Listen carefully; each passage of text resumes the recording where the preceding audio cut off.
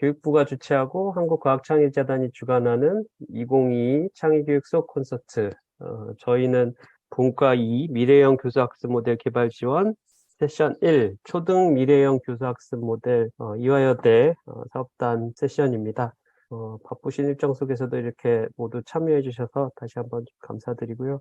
특히 오늘 발표를 맡아주신 초등교육과 정영 교수님, 옥현진 교수님, 박지성 교수님, 그리고 토론을 맡아주신 서울교대 김성식 교수님, 추천교대 최식 교수님께 다시 한번 큰 감사의 말씀드립니다. 그리고 저희 교육학과 이선복 교수님 빼먹을 뻔했습니다. 죄송합니다. 네, 바쁘신 일정 속에서도 이렇게 발표 맡아주셔서 다시 한번 감사드리고요. 저희가 이제 시간이 다 돼서 저희 이화여대 사범대학 학장이신 황규 교수님의 인사 말씀을 듣고 세션을 시작하도록 하겠습니다. 네, 박수로 맞아주시기 바랍니다. 오늘 지금 수업 콘서트, 교육부하고 과학창의재단이 지금 이제 개최를 하는데요. 저희가 2분과 1세션, 인 걸로 알고 있습니다. 여기 참석해 주신 여러 선생님들 감사를 드립니다. 이제 콘서트 자체가 창의교육 역량 강화 지원 사업 그 우수 사례를 공유하고 또 확산하는 것을 그 목표로 이렇게 진행되는 것으로 알고 있습니다. 저희 이 세션은 디지털 기반 온 오프라인 융합 학습 환경에 적합한 미래형 교수 학습 모델 연구. 아주 말들이 좀 복잡하네요. 이걸 이제 지금, 주제로 지금 삼고 있는데, 저희는, 미래 초등교육을 위한 예비교원 창의교육 역량 개발을 주제로, 두 팀 발표하시고, 또 여기에 대해서 토론하시는 걸로 이렇게 준비를 했습니다.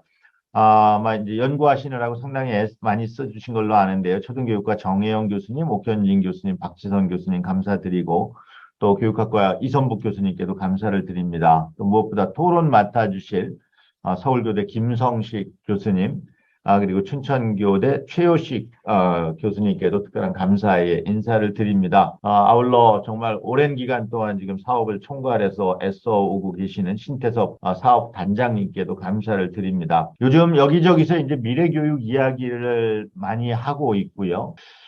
그러는 가운데 이제 저희도 아시다시피 지금 2022 교육과정 개정이 지금 이제 마지막 단계에 이제 도달을 하고 있는 중인데, 거기에서도 교수학습의 어떤 방향 같은 것들을 저희가 뭐 여러 가지로 좀 제안을 하고 있습니다. 가장 중요하게는 이제 깊이 있는 학습이라는 것을 지금 키워드로 삼으면서 뭐 이제 삶과 연계된 학습, 어떻게 보면 이것이 이제 삶의 의미 있는 학습이 되도록 해야 된다는 그런 의미가 될 것 같고, 그리고 학생들이 어떻게 하면 좀 수업에 호기심을 갖고 능동적으로 참여할 수 있게 할 것인가, 그리고 이것을 통해서 학습의 즐거움을 일깨워 줄 수 있을 것인가, 뭐 이런 것들을 앞으로 우리가 좀 고민하자 하는 식으로 지금 제언을 하고 있습니다. 뭐 여러 가지 우리가 뭐 수업 설계와 관련해서도 고민해야 될 게 많고 한데, 또 하나 이제 중요한 것은 그러한 것들이 지금 그 디지털 전환 시대를 맞이해서 다양한 그 인공지능 원리들과 또 어떻게 또 연계되어야 할 거냐 하는 것도 상당히 그 중요한 과제가 되는 것 같습니다. 뭐 에듀테크 활용하는 것도 뭐 당연히 포함을 해서요. 그래서 오늘 어쨌든 이 수업 콘서트를 통해서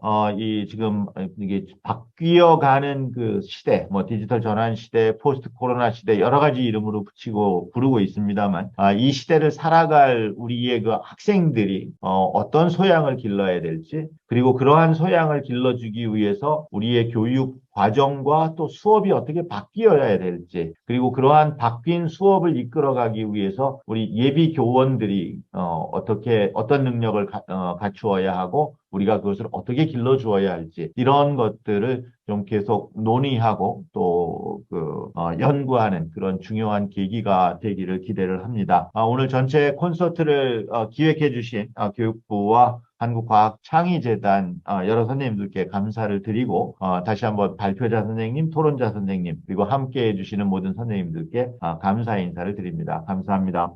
네, 학장님, 좋은 말씀 감사드립니다.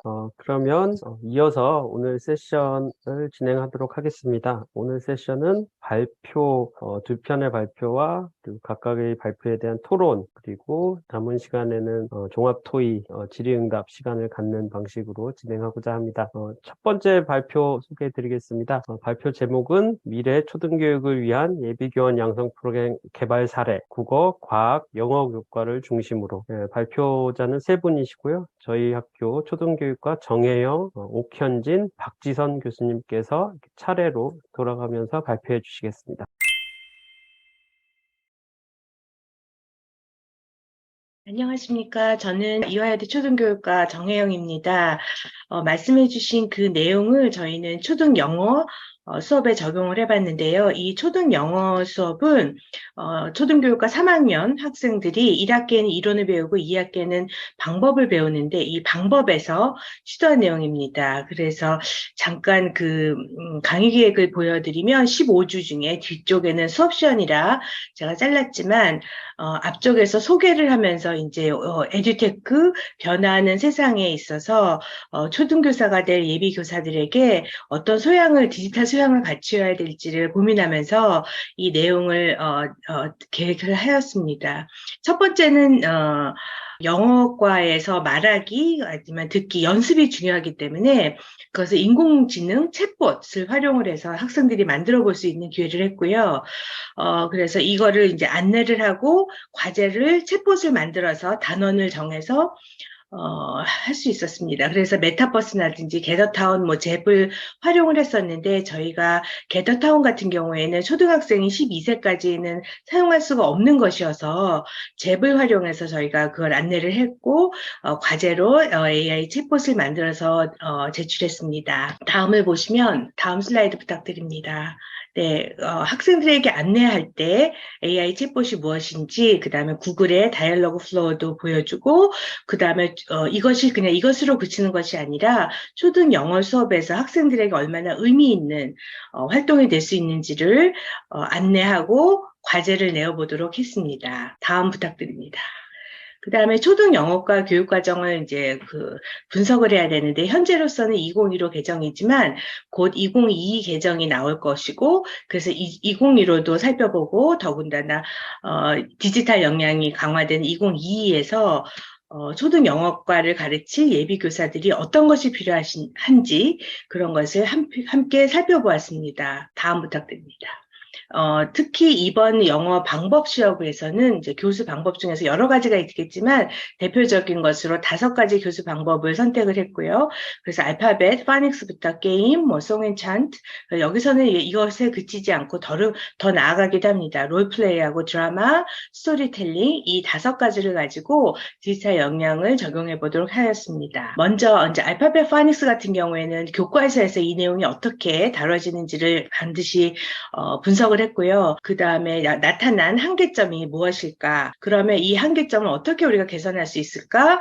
그런데 디지털 역량을 활용해가지고 이거를 할 수 있는 방법은 무엇일까 해서 학생들이 찾고 기준에 따라서 찾고 동료 교사들 앞에서 함께 시연을 해보면서 해봤습니다. 다음입니다. 그 디지털 역량과 관련된 여러 가지를 점검했고 그러면서 함께했던 한 예의입니다. 칸키즈를 통해서 수업에서 어떻게 하면 좋을지 학생에게 실제로 하는데 학생들이 찾고 또 참여하니까 아주 학생들로부터 만족도가 높았습니다. 다음입니다. 두 번째는 게임에서도 이제 같은 방식으로 게임과 관련돼서 현재 나와 있는 논문들이 어떤 것이 있는지 학생들이 찾아보게 하고 그 논문을 읽어보고 그걸 통해서 교육과정을 다시 분석해보고 2015와 그 다음에 이제 2022로 어떻게 갈지 하는 거고 이 부분은 이제 2015에 관련된 내용입니다.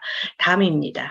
그래서 이제 그 디지털 역량과 관련돼서 게임은 워드월이라는 것을 저희가 각각 다운을 받아서 이제 학교에서는 1인 1 기기가 보편적이잖아요. 서울 학교에 있는 경우에는 거의 대부분이 1인 1 기기로 가고 있기 때문에 영어 수업 시간에서도 충분히 활용할 수 있는 것을 학생들이 검색을 해보았습니다. 그래서 시도했었고요. 뮤지오라는 인공 로봇가 있습니다. 그것을 영어 수업 시간에 했을 적에 어떻게 교사로서 활용할 수 있는지, 어떤 목적으로, 그다음 혹여라도 단점은 무엇인지 저희가 살펴보았습니다. 다음입니다. 영어 수업에서 송하고 찬트는 정말 많이 활용하는 방법인데요. 그것과 관련돼서 앞에와 마찬가지로 교육과정 분석하면서 성취 기준, 학년별로, 학년군별로 살펴보았습니다. 그리고 다음입니다. 디지털 영상과 관련되어서 여러 가지를 시도를 해보면서 거라지밴드라는 앱을 다운을 받아서 영어 수업과 관련된 이런 거 활용할 수 없는지 직접 작곡도 해보고 이게 음악 시간이 아니기 때문에 영어과에서 어떻게 활용될 수 있는지 학생들하고 토의하고 발표하고 평가를 해보았습니다. 다음입니다. 롤플레이 역할놀이에서도 역할놀이는 초등 영어과에서 상당히 많이 쓰이는 교수 방법인데요. 먼저 교육과정 분석하고 교과서를 분석했습니다. 다음입니다. 롤플레이와 관련돼서는 세컨드 라이프라는 가상세계 플랫폼을 가져다가 실제로 해봤어요. 그래서 학생들이 이 부분에 있어서 아주 많은 그 의견을 냈고, 와, 이제 우리가 수업에서도 학교에서도 이렇게 가상세계를 할 수 있는 건가? 그 얘기를 많이 하고, 그러면 초등학교에게 학생에게 적합한 것인가? 이 얘기도 논의를 많이 했습니다. 그러면서 오딘가 잉글리시라는 앱을 저희가 찾아서 그거를 적용해 보았는데, 여기에는 학생들이 발화를 하면 그 즉시 뭐 발음에 대해서 평가도 해주고, 학교에서 충분히 쓸 수 있겠다라고 생각을 하고 직업과 관련돼서도 활용할 수 있겠다 저희가 검토해 보았습니다. 다음입니다. 네, 다음은 저희가 옥현진 교수님 이어서 발표하도록 하겠습니다.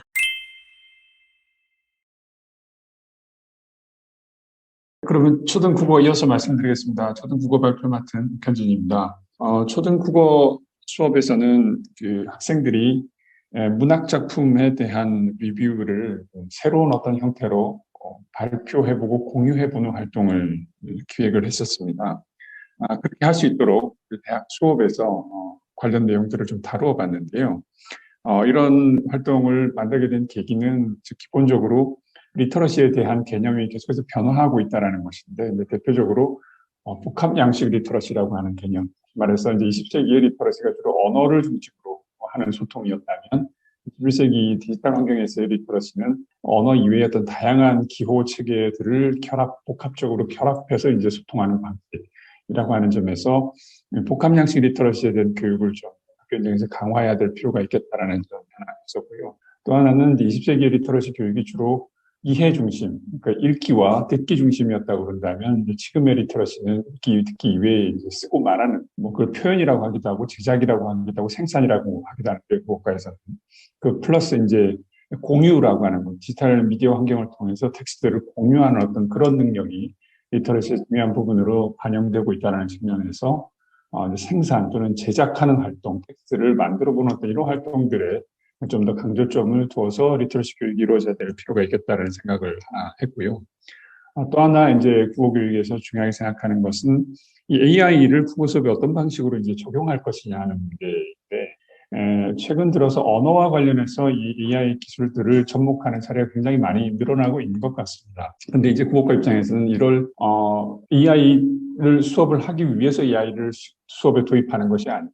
나의 어떤 소통 목적에서 꼭 필요한 상황에서 어떻게 AI를 써야 될 것이, 다시 말하자면 학습자가 주체가 되어서 필요한 상황에서 AI를 부려 쓸 수 있는 어떤 그런 능력, 그런 관점을 가질 수 있도록 도와주려고 애를 많이 쓰고 있고요. 그리고 문학 작품에 대한 리뷰를 이제 리뷰 콘텐츠를 만들어보는 이런 활동과 관련한 것을 해봄으로써 전통적으로 우리가 문학 작품에 대한 리뷰는 되게 이제 독서 감상문이라고 하는 형태로 많이 제작을 해왔는데, 그런 방식이 일단 학생들에게 글쓰기의 고통, 학생들의 발달 수준에 비해서 너무 높은 수준의 글쓰기를 요구한다라는 문제가 계속 제기되어 왔고, 또 다양한 아까 말씀드린 멀티모달한 방식으로 텍스트를 만들어 보는데 본인이 직접부터 새로운 텍스트를 만들다 기존에 있었던 문학 텍스트를 가지고 이제 리뷰를 만들어 본 이런 것이 쉽게 접근할 수 있는 텍스트 제작 행위라고 하는 측면에서 그런 그 리뷰 활동을 하는 그런 콘텐츠를 수업 내용으로 좀 다루어 봤고요. 그래서 이제 교과로 연결하자면은 이제 국어과의 어떤 문학 영역, 실과, 미술, 음악 이런 과목들이 연계된 수업 프로그램이다, 이렇게 보시면 될 것 같습니다. 다음 슬라이드 좀 드리겠습니다. 예, 그 각 영역에 이제 그 학습 목표 중심으로 수업을 기획하다 보니까 초등학교 교실에서 위해서 연계할 수 있는 그 교과 통합적인 수업을 위해서 4개 교과에 해당 성취 기준들을 이렇게 접목해서 수업을 계획해 봤습니다. 다음 슬라이드. 학습 주제는 하나의 문학 작품을 6장면으로 요약한 후에 디지털 매체를 활용해서 한 편의 애니메이션을 제작해보는 그런 학습 주제가 되겠습니다. 하위 내용은 생략하겠습니다.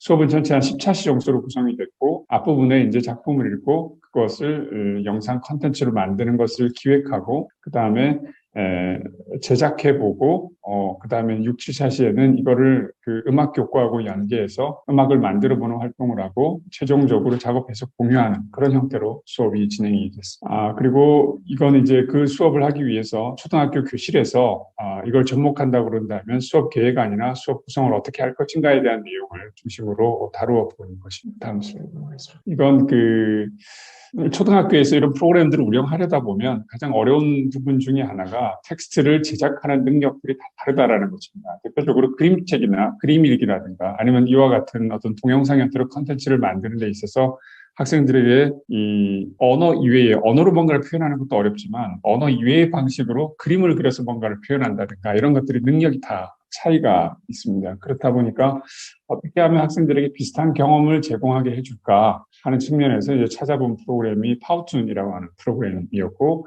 이게 영국에서 만든 동영상 제작, 애니메이션 제작 툴인데, 그렇다 보니까 우리 한국적인 속성들이 좀 덜 드러나는 한계는 있습니다만, 이런 어떤 방식들을 통해서 일종의 AI 기술이죠. 초보적인 수준의 AI 기술의 도움을 받아서 디지털 콘텐츠를 만들어보는 경험을 할 수 있도록 그렇게 해봤습니다. 다음. 이건 크롬 뮤직 랩이라고 하는 그 음악 제작 툴입니다. 이것도 무료로 사용할 수 있는데요.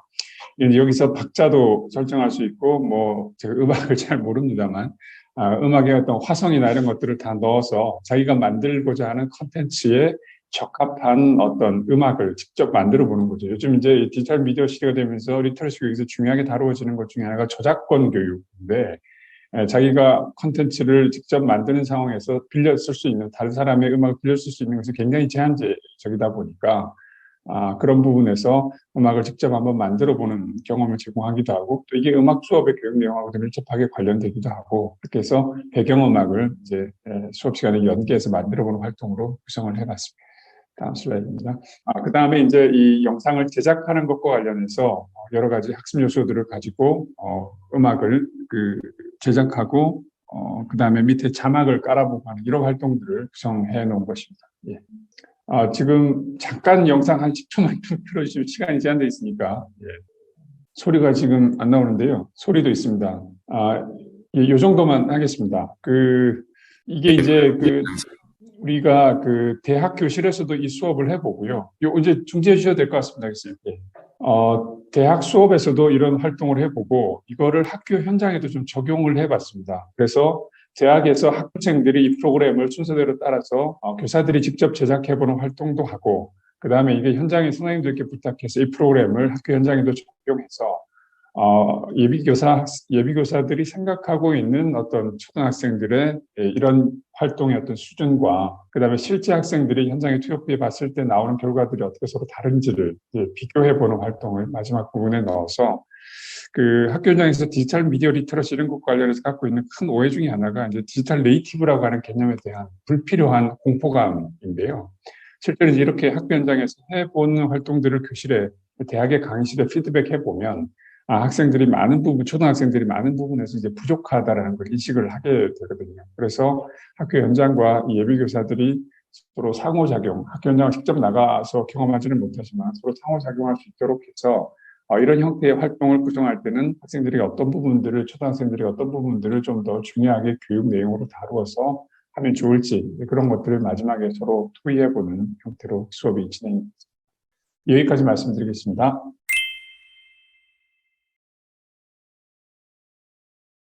네, 안녕하세요. 이어서 초등 과학을 발표할 박지선입니다. 저는 이제 초등 과학 교육 방법 예비교사들 이제 대학교 2학년 학생들 수업에서 이제 이런 3가지의 질문을 좀 마음에 품고 한 학기 동안에 이 내용들을 좀 학생들과 미래의 역량을 갖춘 예비교사를 양성하기 위해서 수업을 기획을 하고 수업을 하였습니다. 그래서 첫 번째로는 이런 시대적인 요구에 맞는 초등교사 어떻게 양성하고 이거와 더불어서 그 수업을 좀 더 창의적으로 그리고 창의적인 학생을 길러내는 교사 어떻게 양성할 것인지, 그리고 수업에서 다루고자 하는 이런 이론과 현장을 어떻게 이어서 교사들의 수업 전문성을 향상시킬 수 있을지에 대한 고민을 담아서 수업을 했습니다. 이 수업은 초등 과학 교육 방법이기 때문에 기존에 가르쳐졌던 과학 교육론과 관련된 부분에 더하여서 몇 주 차에 걸쳐 이런 테크놀로지와 관련된 내용들을 좀 더 강화하여서 수업을 수정하고 예비교사 수업을 하였습니다. 그래서 이런 테크놀로지와 관련된 이런 팁팩을 학생들이 증진시키기 위해서 AI 스피커, 챗봇, 앱 인벤터와 같은 프로그래밍, 그 다음에 AI 서술형 채점과 같은 여러 가지 사례들을 바탕으로 하였고, 이러한 사례들은 언제든지 이 교사들이 학교 현장에 나아갔을 때 더 발전되고 더 새로운 것들이 나올 수 있기 때문에 이러한 도구를 익히는데 방점을 두었다기보다는 이러한 도구들이 계속해서 나올 텐데 이러한 것들을 교육과정과 녹여서 혹은 수업 상황에서 어떻게 잘 활용할 것인가에 대한 그런 역량을 좀 기르고자 노력을 하였습니다. 그래서 이제 인공지능 스피커와 관련된 부분들도 이러한 기능들을 과학 수업에서 그냥 교육 수업이 아니라 과학 수업에서는 어떻게 접목시킬 수 있을까 해서 교육 과정을 좀 펼쳐놓고 관련된 어떠한 단원과 어떠한 성취 기준들을 이것과 접목시킬 수 있을지에 대한 것들을 이렇게 찾아보는 활동들, 그리고 오토드로우라고 하는 이런 그림, 과학 같은 경우에는 공학적 설계나 스팀 같은 데서 그리기와 관련된 활동들이 많이 있는데, 과학이 이제 미술 수업이 아닌 과학으로서의 온전한 학생들이 그 과학적 사고에 좀 더 집중하고 그림 그리는 것에 대한 것을 부담을 좀 덜어주는 이러한 도구들도 있다라는 것을 소개하고, 그렇다면 이러한 것들을 과학 수업에서 어떻게 또 적용할 수 있을지에 대한 것들 고민하는 시간도 가졌고요. 그리고 이제 티처블 머신이라고 하는 이런 머신러닝 기반 모델 생성 프로그램을 활용해서 이제 머신러닝 아주 기본적인 원리들을 좀 살펴보고 이런 바나나 덜 익은 바나나, 익은 바나나 이거 너무 잘 아실 텐데 이런 부분들을 이미지를 이용해서 확인해 보는 그 바나나 사진을 이렇게 보고 이게 어느 정도 익은 건지 이렇게 확인하는 이런 거 모델을 생성해 보는 걸 한번 해보면서 이제 그 과학 내에서 공학적 설계와 관련되어 이러한 프로그램을 어떻게 활용할 수 있을지에 대한 아이디어를 한번 생성해 내보는 그런 수업도 해보았고요. 그리고 과학 내에서 이제 생물과 환경과 하여서 AI for Ocean이라고 하는 이미 이제 기개발된 바다와 환경을 위한 AI를 통해서 이렇게 해양 생물과 해양 쓰레기를 구분하는 이런 인공지능 학습시키는 요 플랫폼을 활용해서 그 생물과 환경 단원과 연계해서 어떻게 수업을 할 수 있을 것인가에 대한 부분을 통해서 여러 가지 이 인공지능과 관련된 툴을 학습 지원의 도구로 보고 그 수업을 어떻게 전개해 나갈 것인지, 어떻게 재구성할 것인가 이런 부분들을 좀 학생들과 논의를 했습니다.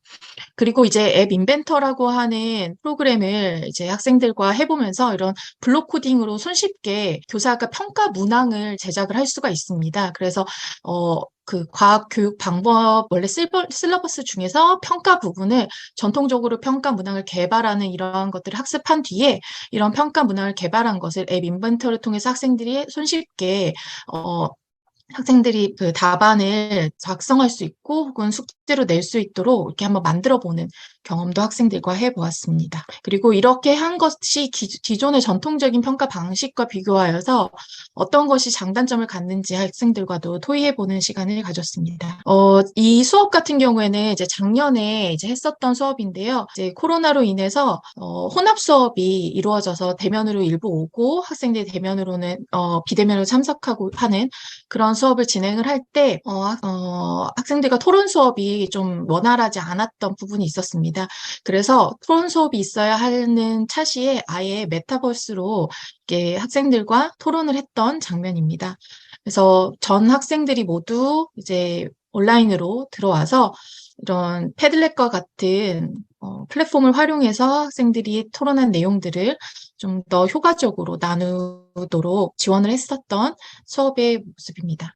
그리고 한 가지 이제 마지막으로 소개드리고 싶었던 건 이제 제가 이제 학과장으로 있으면서 신태석 교수님의 지원으로 저희 초등교육과 자료 전시회를 이렇게 메타버스로 하게 되었습니다. 매년 그 교육관에 큰 홀을 빌려서 이제 전통적으로 학생들이 만들었던 교구들을 전시하고 많은 분들이 참여해 주시는 그런 방식이었는데 몇 년간 코로나로 이제 하지 못하다가 작년에는 아예 메타버스로 이렇게 한번 해보게 되었습니다. 저희 학생들이 이제 꾸민 저희 교육관의 모습이고요. 그래서 학생들이 이렇게 이제 기존에 그 자료 전시회를 했던 거와 같은 방식으로 학생들의 그 실습을 하면서 나왔던 만들었던 교구들을 이제 영상과 그리고 교구에 대한 설명들을 이렇게 문서로 작성하여서 많은 분들이 오셔서 보실 수 있도록 했습니다.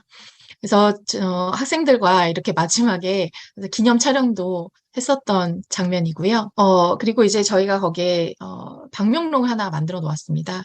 그래서 실질적으로 대면으로 했을 때보다도 더 많은 분들이 오셨던 것 같습니다. 그래서 졸업생 분들 그리고 다른 대학에 있는 교수님들도 제가 저희 학생들 자랑을 워낙 많이 했더니 이렇게 또 찾아와 주셔서 이렇게 보시고 또 피드백도 주시고 하셨던 자료 전시회입니다. 그래서 학교 예비교사들의 그 수업뿐만 아니라 학과의 예비교사의 역량들을 증진하기 위해서 이런 비교과 활동들도 많이 하고 있는데 여러 가지 새로운 플랫폼들이 많이 개발되면서 좀 더 다채롭게 그런 비교과 활동들도 했었던 사례들을 같이 함께 나누려고 가지고 왔습니다. 네, 여기까지입니다. 네, 세 분 짧은 시간 이렇게 교과별로 여러 가지 수업을 통해서 시도했던 여러 가지 사례들 구체적으로 좀 말씀해 주셔서 다시 한번 감사의 말씀드리고요.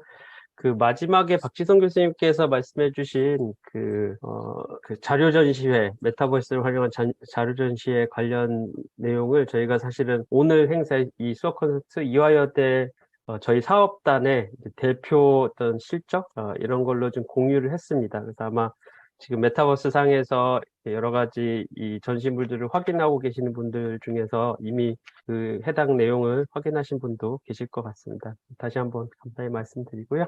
그럼 이어서 방금 저희가 들었던 발표에 대해서 토론을 청해 듣도록 하겠습니다. 서울교대 초등교육과 김성식 교수님입니다. 박수로 맞아주시기 바랍니다. 소개받은 김성식입니다. 이렇게 뵙게 돼서 반갑고 기쁘게 생각합니다. 세 분 교수님 발표해 주신 거 너무 재밌게 들었고요.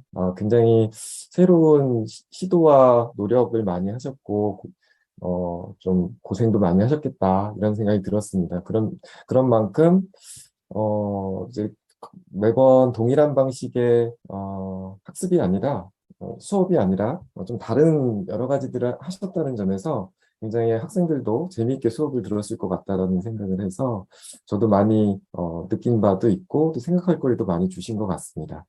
제가 뭐 교과와 관련해서 전문적인 지식이 있거나 뭐 디지털 테크놀로지와 관련해서도 뭐 이런 활용 방법에 대한 어떤 그런 전문성이 있는 건 아니어서 전체적으로 우리 예비 교원 양성과 관련해서 좀 들었던 생각들을 말씀드리는 걸로 토론을 대신하도록 하겠습니다. 발표하시면서도 그 전제로 하시고 계시고 또 많이 말씀을 해주셨지만 앞으로 교육이 지금하고는 좀 많이 다를 것 같다라는 생각은 분명히 드는 것 같습니다. 그래서 이런 점에서 현재 그 교원 양성 프로그램들, 또 강의, 교육과정 이런 것들도 좀 변하고 새로운 시도들을 많이 해야겠다라는 생각들을 하게 되는 것 같습니다. 아마 뭐 여러 가지가 좀 요구되고 있긴 한 것 같은데요. 그 중에서 가장 핵심적인 방향은 아무래도 창의 교육을 좀 잘하는 어떤 그런 교원을 어떻게 잘 양성할 것인가. 우리 그 초등이든 중등이든 그 교원 양성 프로그램에서 창의적인 아이들을 길러낼 수 있는 창의적인 교사 이런 것들이 많은 그런 과제 중에 한 가지로 분명히 등장할 것 같습니다. 특히 초등교사는 더 그런 것 같은데요. 왜냐하면 초등교사는 이제 그래도 연령이 좀 낮은 아이들을 가르치는 교사가 될 거기 때문에 약간 이제 아이들이 실제로 활동하는 시기와 초등학교에서 교육을 받는 시기가 좀 갭이 있다 보니까 현재의 이제 시점에서 미래의 아이들을 좀 가르치는 듯한 느낌이 많이 들어서 교사로서 약간 그런 점이 더 많이 필요한 것 같아요. 미래에 대한 생각도 많이 해야 되고 이 아이들이 성인이 돼서 살아갈 시대를 조금 약간 예측, 전망해가면서 수업을 해야 되는 더 어려운 과제가 있는 것 같습니다. 우리 그냥 대학 교육은 어차피 몇 년 있으면 나가니까 그냥 지금 가르치는 시점과 이 아이들이 졸업해서 나가서 활동하는 시점이 비슷하니까 사실 저희 대학에 있는 사람들은 크게 그렇게 많이 고민을 안 하는데 더 아래로 내려갈수록 연령이 내려갈수록 더 그런 면들이 큰 것 같습니다. 그런 점에서 초등학교 교사는 더 어려운 과제를 부여받고 있는 거 아닌가 이런 생각이 들었고요. 그래서 오늘 이렇게 세 분 교과와 관련해서 새롭게 시도하신 프로그램들 이렇게 보고 굉장히 흥미롭고 이런 시도도 해봐야 되겠다 이런 생각들이 많이 들었던 발표였습니다. 그래서 이와 같이 조금 앞으로 교사들이 좀 해야 되는 것들을 한 학기 수업 시간 동안에 잘 반영해서 여러 가지 좀 시도를 많이 하셨다는 점에서 저도 배우는 것이 많이 있었고 되게 인상적이었다고 생각됩니다. 그래서 국어 프로그램 사례에서는 일단 인상적이었던 게 디지털 매체 환경 속에서 국어 교과 수업을 어떻게 잘 할 것인가 플러스 그러면서 이제 학생들에게 창의 또는 융합적인 사고하고 디지털 리터러시 이런 것들을 어떻게 좀 함양할 수 있을 것인가 이런 고민들이 잘 드러난 것 같습니다. 그리고 여러 활동들을 통해서 그 예비 교사라고 할 수 있는 대학생들도 예비 교사들도 그런 부분들을 좀 생각할 수 있는 소재들을 많이 제공하고 그냥 일방적으로 이렇게 해보는 게 아니라 좀 토의 같은 것들을 많이 하셔서 실질적으로 많이 느끼고 배울 수 있었겠다. 참 의미 있는 수업이겠다. 이런 생각이 좀 들었습니다.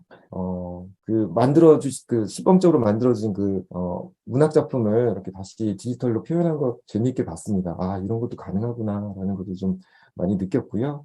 또 과학 프로그램 사례에서는, 이제 계속 요구되는 게 4차 산업혁명 시대, 그리고 뭐 AI 기반 테크놀로지, 뭐 이런 것들을 요구를 하는데, 실제로 이제 이런 테크놀로지를 과학교육에 이제 활용할 수 있는 방법들을 실제로 해보셨다는 점에서 수강생들, 그리고 예비 교원들이 굉장히 좋은 기회를 가졌겠다. 그러면서도, 과학과 관련된 그 수업 방법, 이런 것들을 함께 좀 고민할 수 있는 기회를 좀 제시해 주신 것 같습니다. 또 영어 사례에서는요, 이 생각은 못 해봤는데 AI 챗봇 만들기 뭐 이런 것들을 실제로 해보셨다고 하니까 굉장히 도전적인 수업을 하셨구나 이런 생각을 했습니다.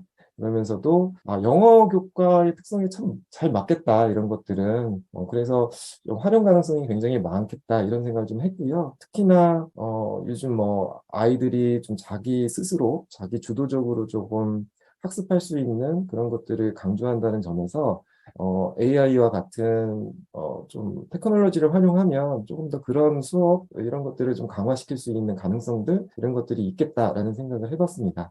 그래서 제가 얼핏 들어서 뭐 정확하게 그리고 심도 있게 하신 그 어떤 취지와 강조점, 뭐 장점, 뭐 이런 것들을 충분히 파악은 잘 못했습니다만 세 개의 프로그램 사례들은 어쨌든 지금 전통적인 교과 수업과 어떤 새로 이제 요구되는 디지털 환경 또 미래 인재들에게 요구하는 창의 융합적 사고 뭐 이런 필요성들을 잘 결합하셔서 예비교원 양성 프로그램 강의 속에서 어떻게 구현할 수 있는가, 어떻게 시도할 수 있는가 이런 것들을 잘 보여주셨다고 생각합니다. 그래서 이런 사례들은 다른 양성기관이나 뭐 교대, 사대 이런 쪽에서도 참고해서 그 프로그램 개선이나 교육과정 혁신 이런 데서 많이 참고할 수 있는 사례가 되지 않을까라고 생각이 들었습니다. 그냥 세 분의 교수님의 발표를 듣고 들었던 생각이 우리 교원 양성 프로그램에서 좀 예비 교사들이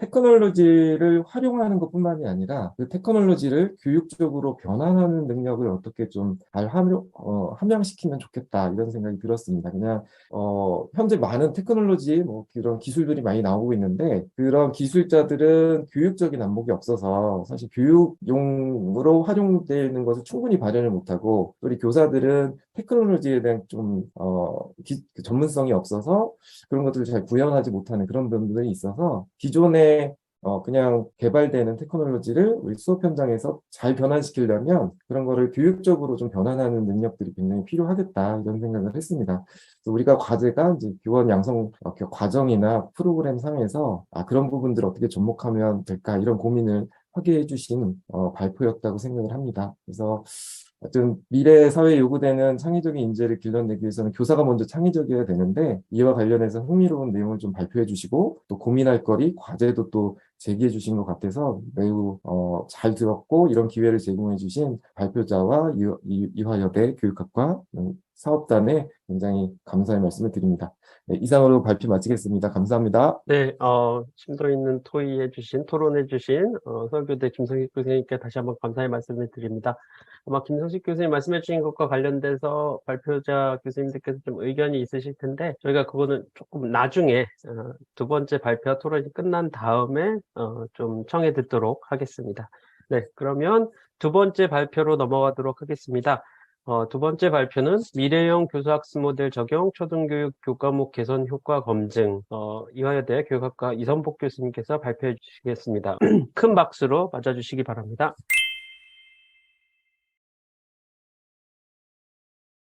안녕하세요. 이화여대학교 교육학과 이선복입니다. 그러면 화면 공유하면서 바로 발표 시작하도록 하겠습니다. 네, 오늘 말씀드릴 내용은 미래형 교수학습 모델 적용 초등교육 교과목 개선의 효과 검증에 대해서 말씀을 드리고자 합니다. 네, 이 발표를 위해서 사업단장님이신 신태석 교수님 그리고 그다음에 권지원, 문경미, 오노리나 선생님께서 이제 수고를 해주셨습니다. 네, 앞서서 그 세 분 교수님들께서 초등교육에서 영어 그리고 과학 그다음에 국어라고 하는 개별 교과목에 대해서 어떻게 이제 개선 노력을 해주셨는지 상세하게 그리고 구체적으로 아주 잘 말씀을 해주셨는데요. 저는 거기에 이어서 두 가지를 말씀드리고자 합니다. 첫 번째로는 이제 그러한 개선 노력이 진행됐던 이화여대학교 미래형 교수학습 모델 개발 지원 사업 그 전체 맥락을 조금 짧게 제가 소개를 드리고 그 다음에 이러한 맥락에서 아까 세 분 교수님들께서 말씀해 주셨던 그런 구체적인 개선 노력들이 실제로 효과가 있었는지에 대해서 통계적으로 검증을 했던 효과성 검증의 결과에 대해서 말씀을 드리고자 합니다. 네, 그럼 먼저 그 이화여대학교 미래형 교수학습 모델 개발 지원 사업에 대해서 제가 간략하게 말씀을 드리도록 하겠습니다. 사실 이 부분에 대해서는 사업 단장님이신 신태석 교수님께서 말씀을 해주시는 게 가장 좋고 또 정확할 것 같은데 오늘 제가 부득이하게 이게 발표를 하게 되어서 조금 부족한 부분이 있더라도 양해 부탁드립니다. 네, 그래서 잘 아시는 것처럼 이전 발표에서도 많이 지적해 주신 것처럼 이제 4차 산업혁명이라든지 인공지능 이러한 사회적 변화 속에서 이제 교원들 이제 그 학교의 학생들의 요구되는 역량들이 많이들 논의되고 있습니다. 그래서 잘 아시는 것처럼 2015 교육 과정에서도 이제 융합적인 사고를 할 수 있고 그다음에 창의적인 사고를 할 수 있는 인재를 기르는 것이 중요한 목표로 제시되었고 또 그에 따라서 교육과정이 개편이 되었고요.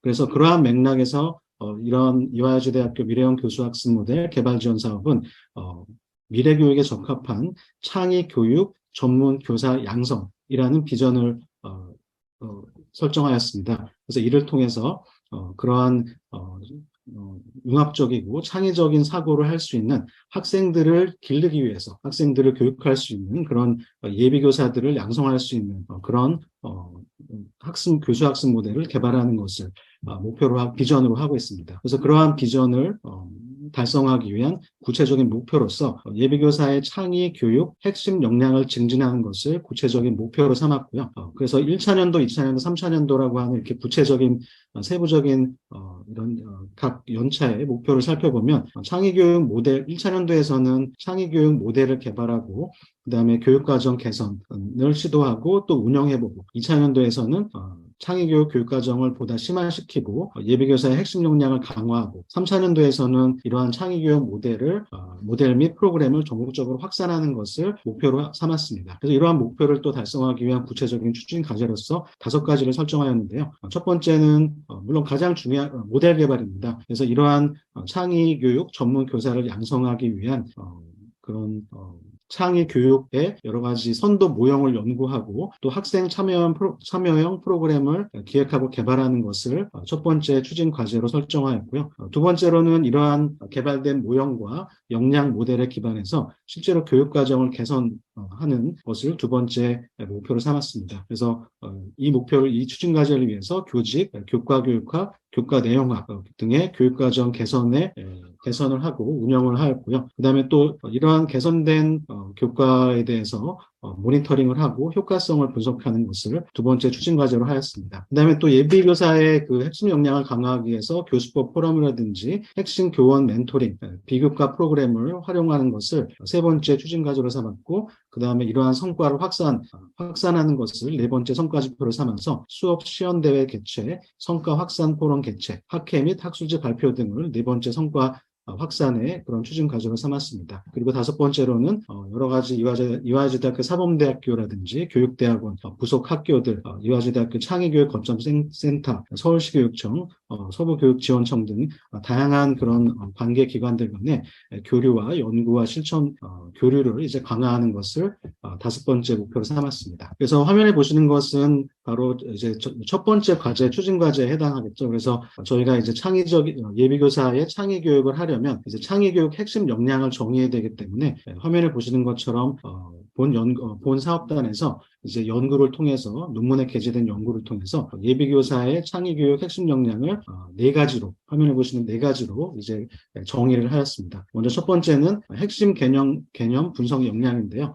이는 교과의 핵심적인 내용을 이해하고 학생 수준에 맞춰서 재구성할 수 있는 능력을 말합니다. 그다음에 두 번째로는 학생 참여형 수업 디자인 역량인데요. 이는 교육과정에 맞춰서 학생의 수업 몰입을 위해 수업을 재구조화할 수 있는 능력을 말하고요. 세 번째로는 창의적 교수법 역량. 이는 학습 효과를 극대화하기 위해서 미래교육에 적합한 다양한 매체 및 창의 교수법을 활용할 수 있는 능력. 그 다음에 마지막으로 과정 중심 평가 역량은 학생의 학습 성장 과정에 초점을 맞춰서 평가하고 평가 결과에 대해 피드백 제공을 통해 학생의 학습을 촉진할 수 있는 능력. 이렇게 네 가지 역량을 예비교사 창의교육의 핵심 역량으로 연구를 통해서 정의를 하였습니다. 그래서 그렇게 도출된 이제 창의교육을 위한 핵심 역량을 실제로 이제 효과성도 검증을 하고 이렇게 이제 연구를 진행하려면 이제 측정 도구가 개발되어야 하기 때문에 이제 단장님께서 이제 화면에 보이는 그런 연구를 통해서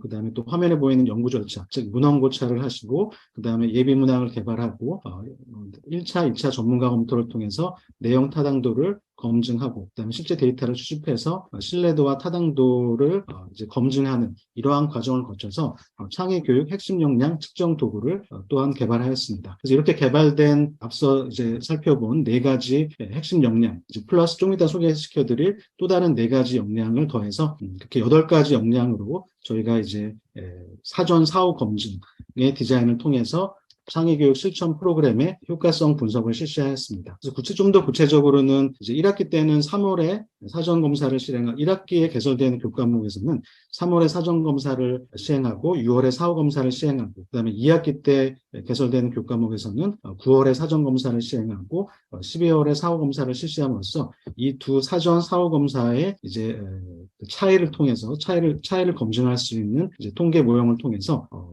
이런 여러 가지 개선 노력들이 실제로 효과가 있었는지를 검증하였습니다. 그리고 화면 아래에 보시는 것처럼 이러한 효과성 검증 검사 도구에는 8개 영역이 있는데요.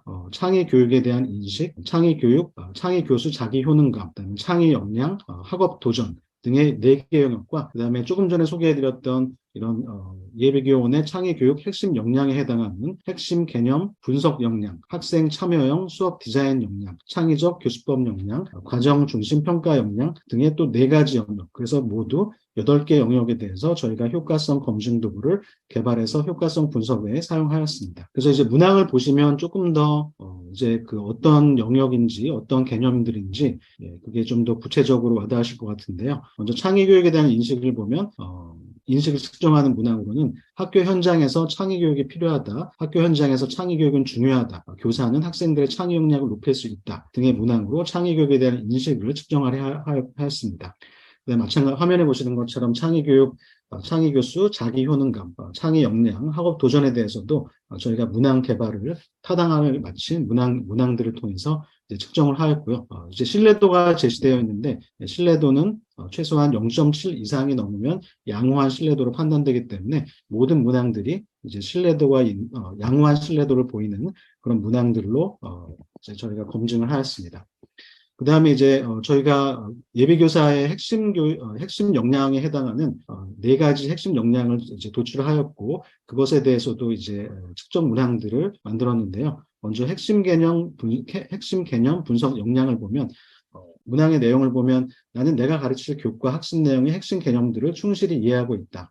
나는 학생들이 반드시 학습해야 할 핵심 개념이 무엇인지 잘 알고 있다. 내가 교사가 되면 수업 내용을 학생 수준에 맞게 재구성하여 지도할 수 있을 것 같다. 등의 문항 등을 통해서 핵심 개념 분석 역량 등을 측정하였습니다. 마찬가지로 화면에 나머지 3가지 영역에 대해서도 화면에 보이는 문항들로 저희가 측정 도구를 구성하였고 신뢰도 역시 0.7 혹은 0.8 이상이 나와서 신뢰도가 양호한 것으로 판단이 되었습니다.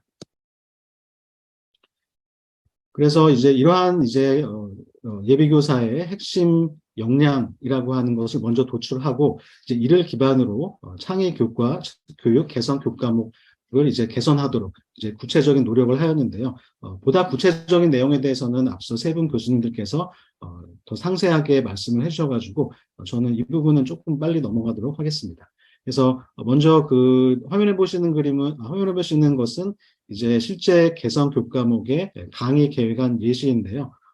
이렇게 저희가 도출한 창의 교육을 위한 예비교사 핵심 역량을 먼저 이렇게 구체적으로 다 강의 계획서마다 제시를 하고 또한 화면 오른쪽에 보시는 것은 이러한 창의 교육 과정을 혁신하기 위해서 사용되는 그런 창의적 교수법에 대해서 제시가 되어 있습니다. 그래서 예를 들면 이러한 창의적 교수법에는 주제 중심 프로젝트식 학습, 그 다음에 4차 산업혁명, 첨단 기술 활용 수업, 플립드 러닝, 그 다음에 실험 실습 수업, 토의식 수업, 창의적 교수학습 방법 적용 사례 현장 방문, 이러한 이제 창의적 교수법들이 사용이 되었습니다. 그래서 화면에 보시는 것은 이제 구체적인 주차별 강의 계획인데요.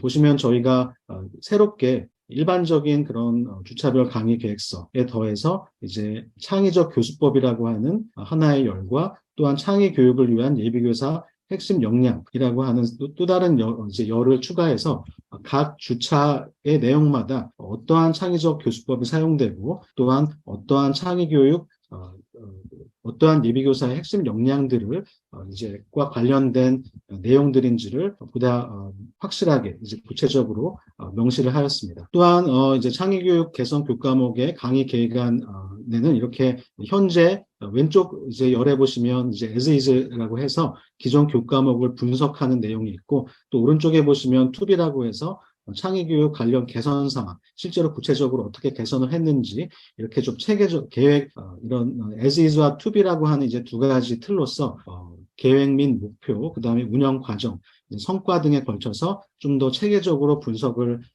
하면서 저희가 각 교과목들을 개선하고자 노력을 하였습니다. 그래서 지금까지 이제 이화여대학교 미래형 교수학습 모델 개발 지원 사업의 이제 내용들을 제가 짧게 요약을 해드렸고요. 그래서 이러한 이제 노력을 바탕으로 또 앞서 말씀해주신 3분 교수님들의 이제 구체적인 노력들을 바탕으로 이제 개선 노력을 하였고 이제 지금부터 말씀드린 것은 그러한 개선 노력들이 이제 구체적으로 실제 효과가 있었는지에 대해서 한번 통계적 모형을 통해서 검증을 해본 내용을 말씀드리도록 하겠습니다. 먼저 저희 사업의 1차년도는 2020년 2학기에 해당되는데요. 2학기에 1차년도에는 화면에 보시는 것처럼 교직 6과목, 그 다음에 교과 교육학 4과목, 그 다음에 교과 내용학 3과목의 개선 교과목이 있었습니다. 그 중에서 이제 오늘의 주제인 이제 초등교육 관련해서는 교과 교육학의 초등국어 교육 방법, 그 다음에 교과 내용학의 아동 문학이라는 이제 두 교과목이 있었고요. 이 표를 보시면 이제 초등국어 교육 방법은 30명의 수강 인원이 있었고, 그 다음에 아동 문학은 32명의 이제 수강 인원이 있었습니다. 그래서 이제 저희가 이제 구체적으로 추진하는 과제 중에 하나가 또 핵심 교원 및 현장 교원을 활용하는 것이었기 때문에 이 화면에 빨간 줄로 이제 제시되어 있는 것처럼 초등국어 교육 방법에서는 이제 핵심 교원과 현장 교원의 자문 1회, 그다음에 아동 문학에서는 핵심 교원과 현장 교원의 자문 멘토링 특강 각 1회 등의 노력을 통해서 교과목을 개선하도록 노력하였고, 또 화면에 보시는 것처럼 각 교과목별로 운영 과정을 어떻게 개선해서 어떠한 성과를 얻었는지에 대해서 이제 평가를 하였습니다. 그래서 초등국어 교육 방법 같은 경우에는 이제 운영 과정을 개선하기 위해서 기존의 교수자, 학생 간 상호작용 외에 현장 교원 특강을 통해 초등교육 현장에 대한 이해도를 제고하고, 또 플립드 러닝을 통해 개별적으로 학습한 이론적 토대를 바탕으로 강의실에서 다양한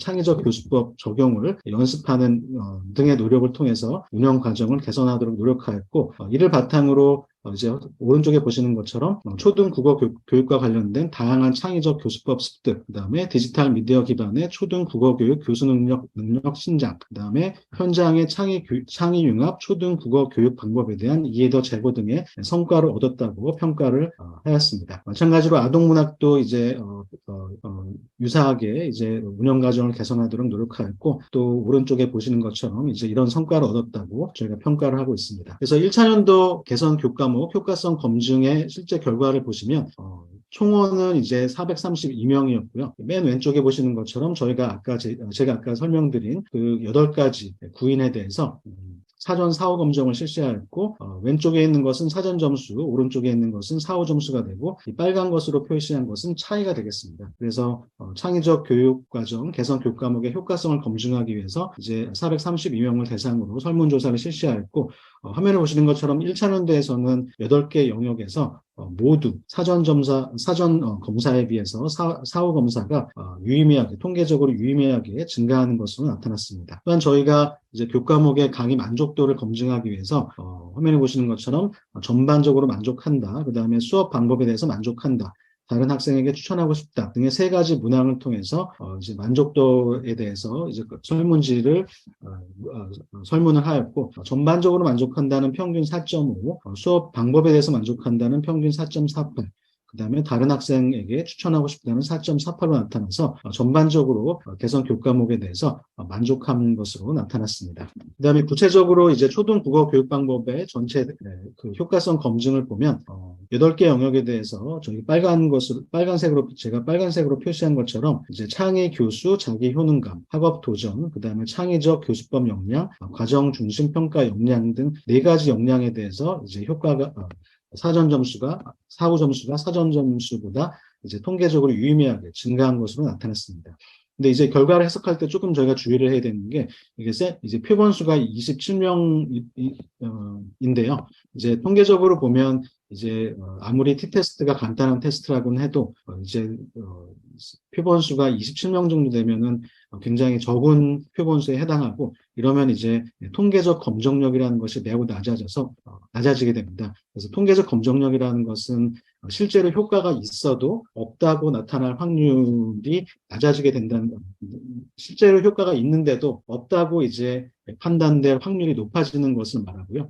그래서 저희가 이 이후에도 표본수가 상당히 작은 그런 t-테스트 결과를 보여드릴 텐데, 이때 이제 실제로 유의미하지 않다고 하더라도 그게 이제 실제로 유의미하지 않을 수도 있는 거지만, 이제 표본수가 작아서 검정력이 작아서 이게 통계적으로 유의미하지 않을 수도 있다는 것을 미리 좀 말씀드리고 싶습니다. 그래서 이제 아동문학 같은 경우는 이제 32명이 이제 참가를 했고요. 화면을 보시는 것처럼 창의 교수, 자기 효능감, 그다음에 학생 참여형 수업 디자인 역량, 창의적 교수법 역량, 과정 중심 평가 역량 등 4개 역량에 대해서 이제 효과성이 있는 것으로 검증이 되었습니다. 그래서 지금까지 이제 1차년도 결과에 대해서 말씀드렸고, 이제 2차년도 결과는 포맷이 똑같아서 제가 조금 빨리 말씀드리도록 하겠습니다. 그래서 2차년도에는 역시 교직 2과목, 교과 교육학 2과목, 교과 내용학 3과목에 대해서 저희가 개선 교과목으로 이제 지정을 하였고요. 그 중에서 이제 초등과학 기초 이론이 이제 오늘의 주제인 초등교육 개선 교과목에 해당하고 수강 인원은 25명이었습니다. 그래서 초등과학 기초 이론에서는 핵심 교원 및 현장 교원 활용은 이제 활용하지 않았고 또 다양하게 백워드 설계, 창의적 교수법 적용 등 다양하게 개선 노력을 하였고 또 여러 가지 성과들을 얻었다고 이제 평가를 하고 있습니다. 그래서 2차년도도 역시나 이제 전체 대상자에 대해서는 이제 통계적으로 전 영역에 대해서 유의미하다고 저희가 효과성이 검증이 되었고 역시나 강의 만족도에 대해서도 평균적으로 4.54, 4.52, 4.52라고 하는 전반적으로 만족한다는 이런 결과를 얻은 것으로 나타났습니다. 그다음에 초등과학 기초 이론은 화면에 보시는 것처럼 창의 역량이라고 하는 하나의 영역만 제외하고는 모두 효과성이 있었던 것으로 이제 나타났고요. 그다음에 2차년도 2학기, 2차년도에 해당하는 21학년도 2학기에도 역시 초등과학 교육법에 23명이 수강을 하였고 역시나 여러 가지 운영 과정의 개선을 노력을 하였고 역시 2차년도 2학기에도 전체적으로는 모두 이제 효과가 있다고 판단이 검증이 되었고 만족도도 양호한 것으로 나타났습니다. 그다음에 초등과학 교육법 같은 경우는 19명이라고 하는 매우 작은 수강생들이 수강을 하였기 때문에 화면에 4개 영역만 이제 효과성이 있다고 나타났지만 이것은 표본수를 조금 감안하고 저희가 해석을 해야 될 것 같습니다. 마찬가지로 3차년도에도 초등 영어 기초 이론에 20명이 수강을 하였고 그 다음에 여러 가지 핵심 교원, 현장 교원을 활용하려는 노력들을 하였고요. 그리고 또 3차년도 1학기에서는 역시나 전체적으로 다 8개 영역에 대해서 효과성이 있는 것으로 검증이 되었고 또 전반적으로 만족하는 것으로 나타났고 초등영어 기초 이론 역시 샘플 사이즈가 작음에도 불구하고 3개 정도의 용량에서 통계적으로 유의미하게 효과성이 있다고 나타났습니다. 그래서 전반적으로 보면 그 작은 샘플 사이즈를 감안하면 저희가 이제 이런 도출했던 그런 핵심 역량의 개념 틀을 바탕으로 여러 가지 교수님께서 열심히 노력해 주셔서 각 교과목에 대해서 개선 노력을 했는데 그것에 대한 효과성이 충분히 검증되었다고 판단이 됩니다. 네, 오늘 발표는 여기까지입니다. 감사합니다. 네, 발표 감사드립니다. 특히 어떻게 보면 앞에 발표의 그 큰 맥락 정보를 좀 자세히 설명해 주셔서 그 사업에 대한 이해 그리고 앞에 그 세 분 교수님께서 말씀해 주셨던 초등교육과에서 교과목 개선과 관련돼서 어떠한 노력을 했는지 그 목표 특히 핵심 역량 4가지 핵심 역량으로 구체화된 그 부분에 대해서 저희가 좀 자세히 알아볼 수 있었던 것 같고요. 그것과 관련돼서 실제로 학생들이 수업을 통해서 좀 변화했는지를 그 자기보고식 설문을 중심으로 저희가 한번 살펴본 결과를 좀 공유를 한 발표였습니다. 네, 그러면 이어서 춘천교대 최우식 교수님의 토론 듣도록 하겠습니다. 박수로 맞아주시기 바랍니다. 춘천교대 최효식입니다. 만나서 반갑습니다. 저는 매우 흥미롭고 재미있게 이 발표문을 봤습니다. 그리고 오늘 강의도 잘 들었는데요. 사실 저는 지금 학교에서 이와 비슷한 일을 좀 해야 되는 입장이라서 더 관심 있고 더 유익하게 들었던 것 같습니다. 실제 모델을 지금 개발하셨고 그 모델에 기초해서 교과목을 개선하고 효과성까지 검증하는 절차들을 발표해 주셨는데 모델을 실제 어떻게 개발했는지 이 과정도 좀 타대하게 공유해 주시면 좀 벤치마킹 하는데 도움이 되지 않을까 그런 생각들을 합니다. 그리고 제가 보면서 인상적으로 생각했던 점들 매우 다 인상적이었거든요. 그런 거 중심으로 좀 토론을 해보도록 하겠습니다. 먼저 개인적으로 미래 교육 환경 변화로 인해서 AI, 원격 교육 등 새로운 교육 환경에 적응하는 능력이 교원한테 매우 중요한데 지금 여기 보면 창의교육 개선 교과목들에 이와 같은 역량들을 향상시킬 수 있는 내용들이 많이 포함되어 있는 것 같습니다. 그래서 매우 인상적이었는데 예를 들어서 사실 교육평가 교과목 같은 경우도 일반적으로 다루는 내용 외에 AI의 기본 원리 교육 이런 것들을 추가해가지고 창의교육 전문 교사 양성을 하는데 많은 도움이 되지 않을까 싶습니다. 그리고 사실 교대에 있으면 현장 선생님한테 제일 많이 듣는 이야기가 꾸중을 듣죠. 학교랑 실제 현장이랑 대학이랑 현장이랑 너무 괴리가 심하다. 너무 괴리가 심하다. 대학은 여전히 80년도에 있다라는 말을 많이 듣는 것 같습니다. 그래서 교원 양성을 할 때 현장 적합성을 높이는 게 매우 중요하다고 생각하는데 지금 교과목들을 보면 현장 교원의 강의 참여의 비율이 매우 높은 것 같습니다. 뭐 특강이든 아니면 멘토링이든 이런 것들을 많이 과목에 가져와 가지고 현장 적합성을 높이고 있다는 게 아마도 이 효과성 검증에서도 개선 효과에 많은 기여를 하지 않았을까라는 생각을 해봤습니다. 그리고 지금 핵심 역량 중에 하나가 수업 디자인 역량으로 되어 있더라고요. 저는 개인적으로 수업 디자인 역량을 강화하기 위해서는 유의미한 활동들이 수업에 포함되어야 한다고 생각합니다. 그런데 지금 짧게 나와 있지만 나와 있는 내용들을 보면 교육평가 과목에 모의 자료 및 실제 평가 자료를 이용하여 평가 도구를 실제 개발하는 것들, 그리고 교육 방법 및 교육공학 과목의 수업 설계 보고서 및 수업 지도안을 산출물로 개발하는 것, 그 다음에 초등과학 기초 이론에서 실험 개성들을 하는 이런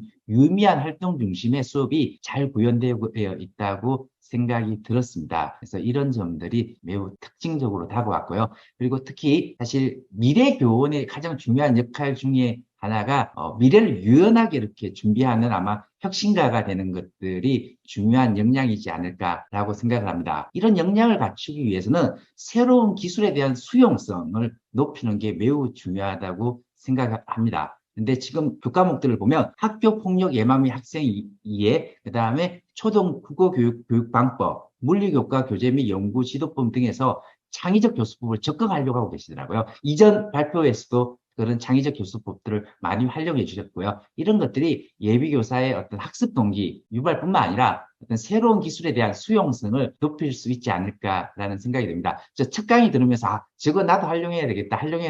계속 그런 생각들을 하면서 메모를 했었거든요. 학생들도 그런 정면들을 많이 수용하지 않았을까. 그리고 효과성 검증 결과를 봤는데 제가 잘못 봤는지는 모르겠는데 제일 높게 좀 향상되고 있는 것들 중에 하나가 창의적 교수법, 역량과 관련된 부분들이 효과성이 매우 높게 특히 나타나더라고요. 그래서 그런 점들이 매우 좀 유익하지 않았을까라는 생각을 좀 했습니다. 그리고 그 학교 선생님들이 제일 힘들어하는 게 학부모 상담 그리고 생활지도 이런 것들이지 않습니까? 그런데 지금 나와 있는 교과목들을 보면 이런 생활지도, 학습자 이해 등을 역량을 좀 배양할 수 있게 이렇게 잘 구성되어 있고 특히 사례 중심, 실제 중심으로 교과목들이 개선이 돼가지고 예비 교사들의 어떤 창의적인 미래 역량들을 향상시키는데 도움이 되고 있지 않을까라는 생각을 했습니다. 그래서 전반적으로 매우 유익하게 들었고요. 그리고 김성익 교수님께서도 말씀해 주셨는데 학사, 많은 교대 또는 중등, 사범 계열의 이런 내용들을 많이 확산해 주셨으면 좋겠고 그리고 마지막으로 첨언을 한다면 말씀해 주셨지만 미래 교원의 창의 역량을 높이려면 교수자의 창의 역량을 높이는 것도 매우 중요하다고 생각을 합니다. 그래서 교수자의 어떤 현장 이해나 어떤 수업 창의 역량을 높이는 데도 조금 관심을 더 두신다면 더 효과적인 교과목 개선들 그리고 교원 양성을 할 수 있지 않을까라는 생각을 해봤습니다. 이상입니다. 감사합니다. 네, 역시 최우석 교수님도 지금 춘천교대 기획처장을 맡고 계셔서 이 관점이 확실히 저희 사업에 대해서 이 관심과 그런 접근하는 그 방식이 확실히 좀 다르신 것 같고요. 네, 좋은 말씀 너무 감사드리고요. 몇 가지 뭐 질문 비슷하게 이렇게 말씀해 주셨던 부분들, 근데 모델과 관련된 내용, 이런 것들 좀 말씀해 주셨는데, 저희가 지금 이 사업을 3년째 하고 있고, 이제 3차년도 마지막은 이제 마무리를 준비를 하고 있는 단계입니다. 그래서 아마도 3차년도 이제 연차 보고서가 이제 나올 텐데, 거기에 좀 자세히 실어서, 혹시 이 사업에 대해서 관심을 가지고 있는 다른 대학이나 아니면 그냥 이 창의교육과 관련돼서 고민을 하고 있는 여러 교원 양성 기관들이 좀 공유할 수 있도록 그렇게 좀 자세히 준비해서 저희가 준비가 나중에 되면 또 최우식 교수님께도 따로 한번 이렇게 좀 보내드리고 그렇게 하도록 하겠습니다. 네. 그러면 저희가 이제 토론을 청해 들었는데, 그 토론자 말씀에 대해서 발표자분들께서 또 조금 의견이 있으실 것 같아요. 그래서 첫 번째 발표, 초등교육 국어, 과학, 영어 교육과 사례 발표해 주신 세 분 교수님 중에 혹시 그 김성식 교수님 토론 내용에 대해서 조금 뭐 덧붙이거나 뭐 대답해 주실 부분이 있으시면 좀 부탁드리겠습니다. 아무도 제가 그럼 안 먼저, 해주실 것 같은. 아니, 옥 선생님 먼저 하세요. 예. 예. 말씀을 안 하신 것 같아서 제가 먼저 마이크를 켰는데. 김성희 교수님 좋은 말씀 많이 들려주셔서, 감사합니다. 꼼꼼하게 봐주셔서, 향후에 또 이런 학부 프로그램 개발하는데 많이 좀 참조하도록 하겠습니다. 이제 특히 교수님 주셨던 말씀 중에서 와닿았던 것 중에 하나가, 대학 교육에 비해서 초등교육은 먼 미래를 위한 교육을 계획해야 되기 때문에 더 힘들다라는 말씀을 주셨는데, 전적으로 그 부분에 대해서 공감하고, 그 관해서 많은 생각들을 좀 해보게 됐습니다. 그러면서 생각했던 게 이번 2022 개정교육과정을 하면서도 느꼈던 부분인데, 불과 한 10년 만에 교육과정이 개정되면서도 너무 많은 내용들이 이제 변화하고 있구나. 특히 이제 디지털 미디어 리터러시 이런 측면과 관련해서는 2015 개정교육과정을 할 때 우리가 생각해보니까 스마트폰이 없던 시대에 이걸 교육과정을 개발했던 거예요. 그러니까 그 사이에 얼마나 많은 변화가 있었는지를 단적으로 보여주는 것인데, 그렇기 때문에 국가교육과정이 이제 미래를 담보해주면서 나가기엔 정말 좀 어렵겠다라는 생각이 들고, 또 이제 수업을 하면서 많이 강조하는 것 중에 하나가, 그래서 이제 교사교육과정이 대단히 앞으로 갈수록 더 중요해질 수밖에 없고, 국가교육과정의 개정 시기만큼 이렇게 빨리빨리 변화하는 측면에 대해서는 학교와 교사가 빠르게 결정해 나갈 수 있는 어떤 전문성이나 또 그런 것들을 혼자 하기 어려운 상황에서 교사 공동체들을 통해서 이제 해결해 나가야 하는 이런 필요성을 굉장히 좀 많이 강조를 하고 있는데요.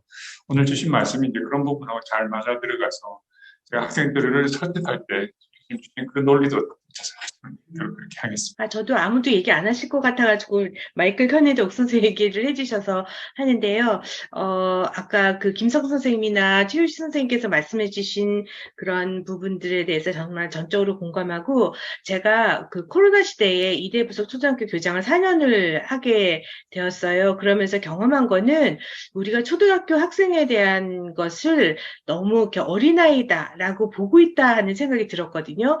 초등학교 2학년에서 선생님의 역량만 있고 의지만 있다면 이런 파우툰 이런 것도 2학년도 하더라고요.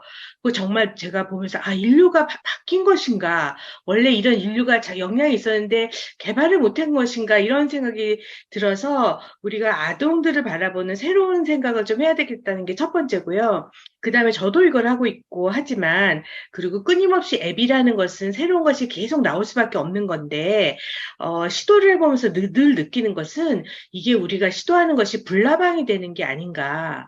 그러니까 결국 우리가 지켜야 될 것, 추구해야 될 것을 항상 생각하고 그걸 생각하지 않는 한, 이거가 진짜 무엇을 위한 무엇인가 하는 생각이 많이 들었어요.